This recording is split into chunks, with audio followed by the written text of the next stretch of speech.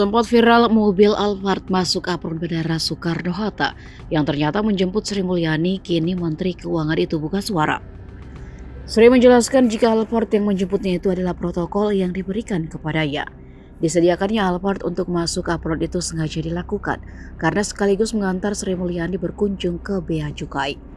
Dia menyebut dirinya memiliki kantor di Bea Cukai Bandara Soekarno-Hatta untuk bisa berkomunikasi dengan anak buahnya. Hal itu dilakukan sebagai kebiasaan pimpinan Kementerian Keuangan.